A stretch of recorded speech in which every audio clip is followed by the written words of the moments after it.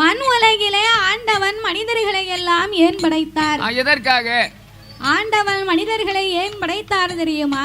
எதுக்கு ஐயா? நாமல் அனைவர்களுமே இப்பூமியிலே ஒற்றுமையாகவே வாழ வேண்டும் என்று ஆண்டவன் நாமளுக்காகத்தான் இந்த உலகத்தையே படைத்தாரா. அடேங்கப்பா, இந்த உலகத்தை படைத்தார். இந்த உலகத்துல யாருக்கு ஒற்றுமை இருக்கு? ஒற்றுமையாக வாழணும்னு உலகத்தை படைத்தார். ஆமா. ஆனால் ஒற்றுமை என்பது இன்னைக்கு எல்லா இடத்திலேயுமே இருக்கா?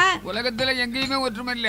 ஏன் ஒற்றுமை இல்லை தெரியுமா? எதற்காக? ஒருவர் வாழ்வதை பார்த்து இன்னும் ஒருவர் பொறாமைப்பட்டு கொண்டே இருக்கிறோம். அப்படி இருக்கும்போது ஒருவர் வாழ்வதை பார்த்து இன்னும் ஒருவர் பொறாமைப்பட்டா ஒற்றுமை வருமாயா? ஒரு காலம் வராது. அடுத்தவர் சந்தோஷமா இருந்தா நம்ம மனசு சந்தோஷப்படணும். அவன் நல்லா இருக்கட்டும். அப்படி சந்தோஷப்பட்டா தான் நம்ம மனசு போய் அவன்கிட்ட பேசும், அவனை நல்ல வார்த்தை சொல்லி வாழ்த்தும். அவன் தாம்பல், அதாவது நம்மளை விட நல்லா இருந்துருவானோ அப்படின்னு நினைச்சு அவங்கிட்ட போய் பேசணும் நமக்கு மனசு வருமா? வராது வராது. அப்ப ஒருவர் வாழ்வதை பார்த்து இன்னும் ஒருவர் ஆனந்தப்பட்டாதான் அதேதான் மனிதர்களுக்குள்ள ஒற்றுமை வரும்.